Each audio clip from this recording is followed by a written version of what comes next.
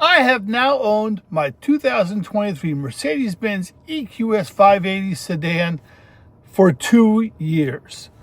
So today I'm going to give you a quick story of how I got it, and it took almost a year. And I'm going to tell you some things over the 2 years that I love about the car, some things I don't love about the car, and give you a general perspective on what I think about the car after 2 years. But first, let me give you some mileage.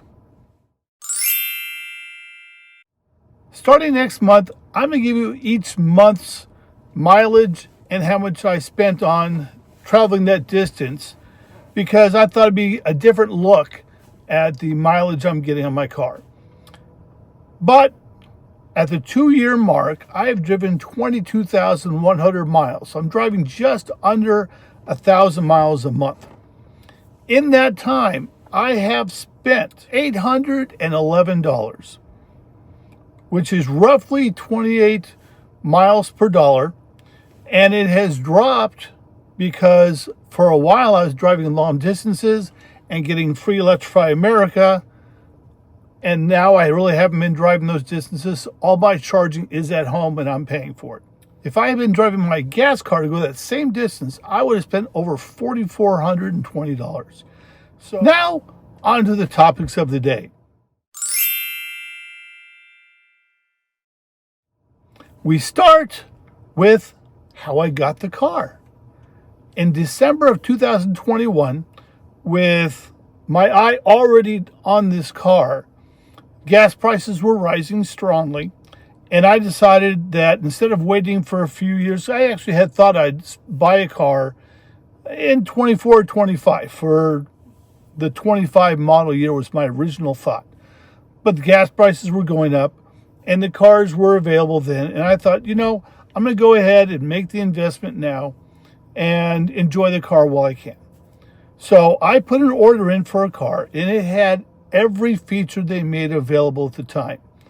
And I said, I want everything available and I want to wait for it. And I put it in an order for a car. In about March of 22, I had read enough comments about people's experience with the 22 models. People were having some challenges with it and some things that you get when it's a first year model car. And so I decided that instead of risking having a car that might have problems, I'd wait for the second model year, because by then I figured they would have worked out some of those bugs. So I called my dealership and said, hey, keep my order, but let's move it forward to a 23 model. So we redid the order with a 2023 model, and I waited. Because at the time, brand new car, and they weren't making a lot of them to keep up, and they weren't keeping up with demand. That July of 22, I'd been waiting since December of 21. I was told they still had no idea when my build might get put together.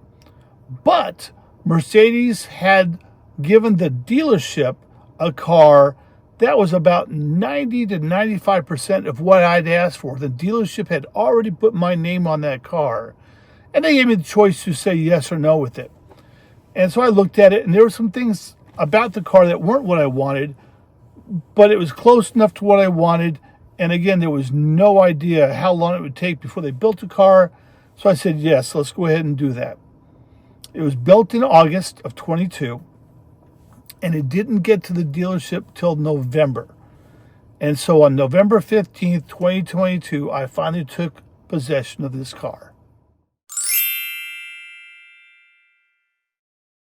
So as I talk about the car as I got it, because it wasn't exactly what I wanted, I'm going to start with some of the negative things and tell you the things that I didn't get that I wanted, and some of the things about the car that make me question whether it was the right answer. And I've already discussed some of these, but not all of them. And then I'm going to come back and tell you, okay, that was the stuff that I don't like. I'm going to give you some of the stuff I do like. Or we're going to start, obviously, with some of the things I didn't like. And the first thing is the color of the car, of the interior. The black, I thought I would never like. And I'm still not a great fan of black, but it does seem to hide some of the minor dirt And I had wanted a white or the mocha color interior. And so the black is definitely not what I wanted. But it did have the wood grain for the center console I wanted. And so while it's not what I would want, I'm okay with it.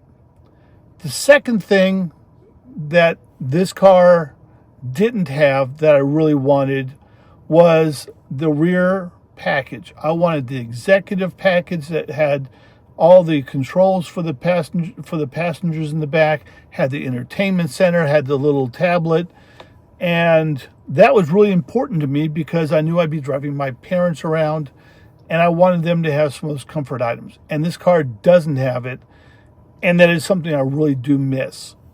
There were a couple features I really wanted for this car when I ordered it because I had seen them discuss it. But by the time they started going into production with the COVID problems and chips, they weren't available. And that is the power doors. I still miss it. Every time I drive my parents anywhere, I would love to just have them sit down and I would close the door for them because it bothers me to watch my 80-something-year-old mother have to strain to reach out to the door because she needed it open wide so she could get in. Now she has to stretch far to close the door. I really wanted the power doors so I could just hit a button and close the door for her. And I also miss the soft closing doors that my S-Class had. I wish they had that, but it's just not an option that's available.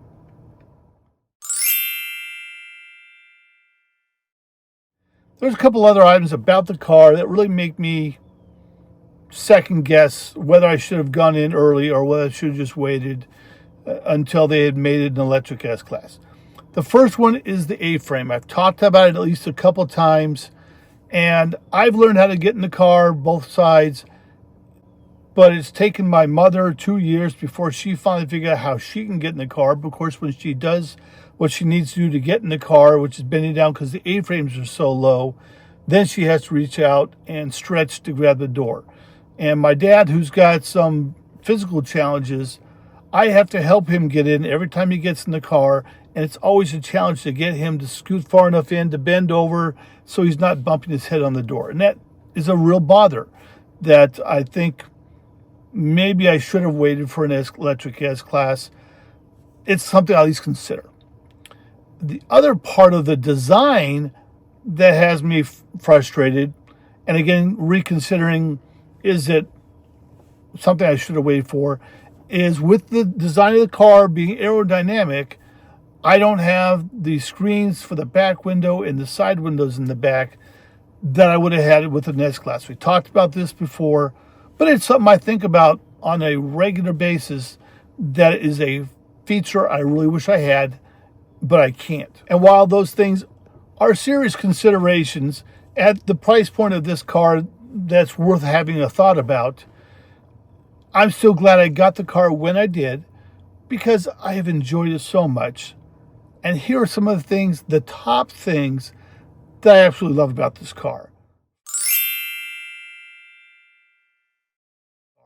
First and foremost is the Hyperscreen. It's what made me want to buy the car in the first place, and I love it every day.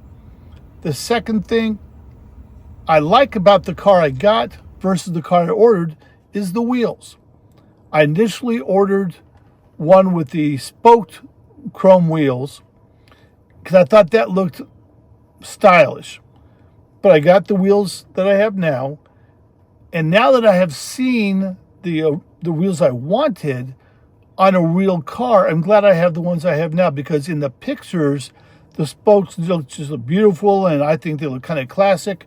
But when you look at them up close, there's that black line that's on all the wheels, even mine, but it is much more pronounced that it does make it look a little cheaper. And so I'm really thrilled with the wheels I got, even though it wasn't what I ordered. I'm really happy with those wheels.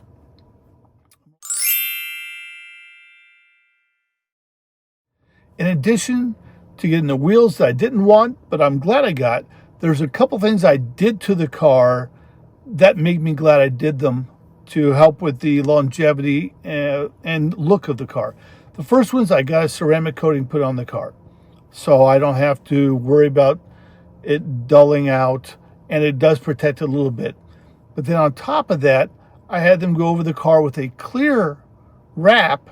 So, because I love the color of this car, it's beautiful, but I had to put a clear wrap on it so it's protected against minor scratches and dings. And I only wash this car every few months at this point. I may, after a rain that kind of gets water stains on it, I may wipe a towel over it, but I haven't had to wash this thing since I got the wrap and ceramic coat put on, and I'm really glad I did that. Something extra I added that I highly recommend.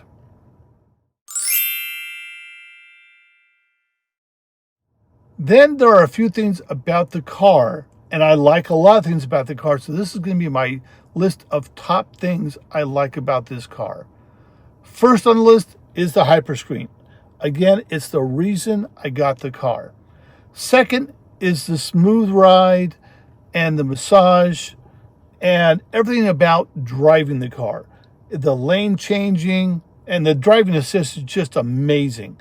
And the quiet interior and the turning radius. With the all-wheel steering, I can make really tight turns. I feel really good about it. I almost feel like I'm showing off when I do it. And those are the things I really, really appreciate about the car. And of course, as I've been telling you every month, I really appreciate the cheaper ownership experience that having an electric car brings.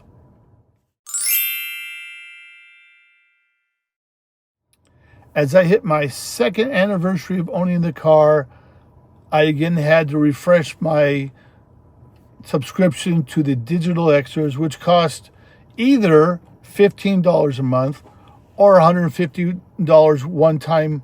And so I just pay the once per year, $150. There's a lot of things on the list of options that I really don't want or need. There's a few things I really appreciate. And so I've decided it's just worth it to keep it going. So I have the things available to me when I need them as just part of the package. The thing that hit me this year at the anniversary that didn't hit me last time was my free Electrify America charging has now ended. Mercedes sent me a number of notifications saying that my plug-in charge is now ready to go. We'll be using that from now on. And so they even recommended I go check out the site to make sure I had everything lined up. And sure enough, my salesman did a perfect job of lining me up when I first got the car. And I double checked, and it's all tied into my Apple Pay. And so when I go to fill up next at a public charger, I'll be paying for it, but I'll just be plugging in the car to charge, sitting down, the car and the charger will communicate, and I won't have to go through the effort of running a card at the time. It'll just happen, and I'll be glad to see that happen. The challenge that brings, though, is I've seen chargers costing 56 cents a kilowatt hour. So if I'm getting 60 kilowatt hours, which takes me from 20% to 80%, I'm spending roughly $33. And that's a lot when you're considering the inconvenience that charging that much will take as far as time. So now I'm taking 20 to 30 minutes to charge, and I'm still paying $33. Whereas if I use gas, I could probably be charged in 5 minutes, fill the tank up in 5 minutes, but I'd be paying $50 to $70 to do the same. So there's some consideration there. It's no longer free. And so on long trips, I'll have to decide, do I want to wait the extra time to save the $20 to $40 per fill up? And as you look at the math, that actually sounds like a reasonable trade-off. But that's something I now have to deal with now that I've had it for 2 years. But there is one more thing. I just went through Halloween, and so I thought I'd share you a quick look at what my Hyperscreen looks like on Halloween day.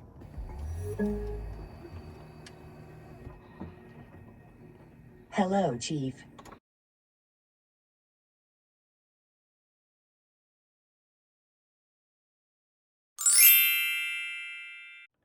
And that's it. A look at my 2 years of ownership in the car. How I got it, the things I don't like about the car, some of which didn't come that I wanted, some of which weren't available, and so I couldn't get them. but some things I really like. And some things I've had, now some expenses that I'm going to have to deal with now that I've had it for 2 years. But the car is still immaculate. I take great care of it, and it still drives really nice. And I have gone through every dashboard that's available to me for the driver. I've gone through all of the sound effects. I've gone through a number of the digital light displays that they have when I start the car. I have changed my passenger screensaver a number of times, if not a couple times a week. So I've just really been able to enjoy the variety of options that this car offers. And that's something I've always looked for, is options. And so I leave you with this. Get the car you love the car you have, and you make it a great day.